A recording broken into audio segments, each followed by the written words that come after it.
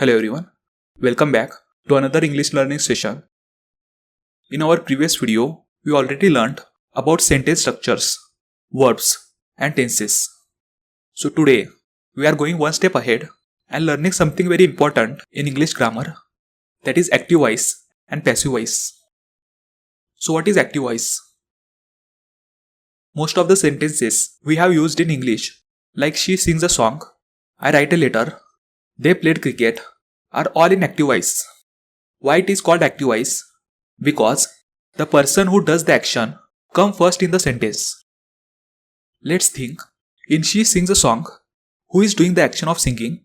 That is she. She is the person who does the action. So she comes first. That's what we call active voice. The one who performs the action is clearly mentioned first in the sentence. Now what is passive voice? Sometimes we don't focus on who is doing the action. We focus more on the action itself or the result of the action. Let me give you a simple example. See, if I say to someone, the road is constructed, this sentence actually sounds wrong. Why? Because the road cannot construct itself. It is a non-living thing. It cannot do any action on its own. So grammatically, we should not say the road is constructed. Instead, we should say the road has been constructed. Why do we say it like that? Because someone else, maybe a construction company or a government workers, they did the work of road construction. We are not talking about them. We are focusing on the result that the road is now ready. That's why we use the passive voice. This is a perfect example of how passive voice works in real life. Here's one more example. You might have seen this message. After an online payment, your transaction has been processed. Now ask yourself, did the transaction process itself? No, right? Some system or employee handle it, correct? But we are not mentioning them. Still we are telling the result. Your transaction has been processed. This is again passive voice. And we use it every day without even realizing it. Whenever the person who does the action is not important, not known, or we simply want to focus on the result, we use passive voice. This logic applies in many situations, like roads, documents, systems, orders, and so on. Now imagine, you walk into the kitchen and you see the food is ready. You say, the food is cooked. But wait, again, the food didn't cook itself, right? Someone, like your mom or maybe cook, they did the cooking. But we are not mentioning the person. We are only talking about the final result. So the better way to say it is, the food has been cooked. This shows that the work is done, and that's the passive voice. Here always remember, if someone cannot do the action itself and we just want to focus on the result, then we use passive voice. Let's say you applied for a job or a college admission. Now if you say, the application is approved, it sounds like the application approved itself. It is a non-living thing. Someone in the office approved it. But we are not talking about that person. So we should say, the application has been approved. That means the result is done. The work is completed by someone, but we are focusing only on the final status. This is very common in formal or official English, like emails, letters, websites. They often use passive voice. Passive voice makes your sentence polite, formal, more focused on the result. Now let's understand the situations where do we use passive voice. First is when the person doing the action is unknown. That means sometimes we just don't know who did the action. For example, the bike was stolen. Now here, the focus is on my bike, not the thief. We don't know who stole it, and it's not important at the moment. We just want to say what happened. So that time, we use passive voice. Now second is when the person is not important. That means sometimes the person who does the action is not important. Let's say the Taj Mahal was built in 1653. Here, our focus is on when it was built, not who built it. The builder is not the main point. So that time we use passive voice. Now the third is when we want to focus on the object or result, not the person who performs the action. For example, the cake has been baked. Here we care about the cake. Maybe we want to eat it. We don't care who baked it. So that time we use passive voice.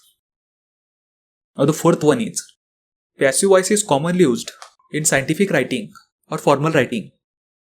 For example, the experiment was conducted successfully. It sounds more formal and objective.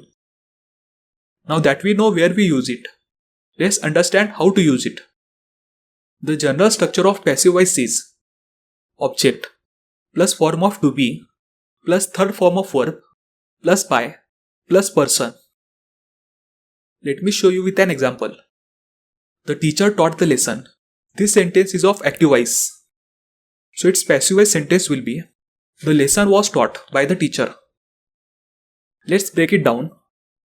The lesson was the object in active voice. In passive voice, it becomes the subject. That means when we switch the sentence to passive voice, the object, that is lesson, becomes the subject.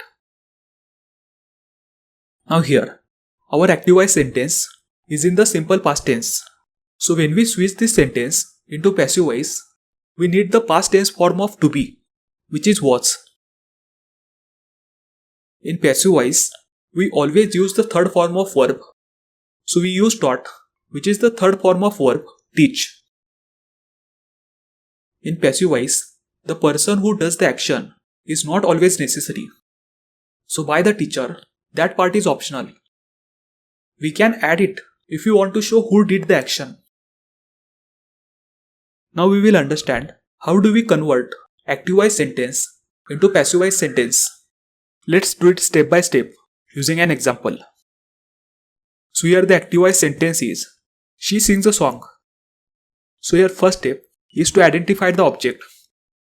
Here the object is a song. Now bring this object to the front, that is a song. Now decide the correct to be form based on the tense of active voice sentence. Since it is of simple present tense and a song is a singular, we use is. Now use third form of verb sing, which is sung, and add by her if you want to show the person who does the action.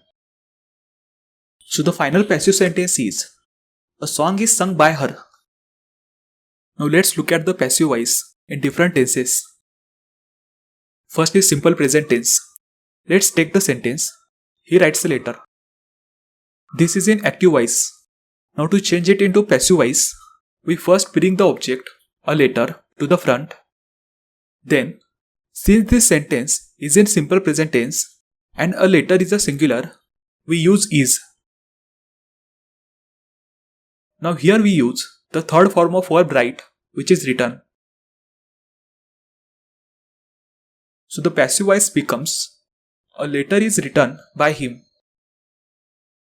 Now the next is simple past tense. Let's take the sentence. She cooked the food. Here the object is the food. We move that to the front. And since the sentence is in simple past tense, we use the past form of to be, which is was. And here the third form of cook is cooked. So the passive voice is the food was cooked by her. Now the next is present perfect tense. The sentence is they have completed the project. Here the object is the project. We bring it to the front. In passive voice, present perfect uses has been or have been depending on the subject. Since the project is a singular, we use has been. And the third form of verb complete is completed. So the passive voice becomes the project has been completed by them. And finally future tense. Let's take the sentence. He will repair the car. Here the object is car. We bring it to the front. In passive voice, we keep will and then add be, and then we use third form of verb repair, which is repaired. So the passive voice becomes the car will be repaired by him. So this is all about passive voice.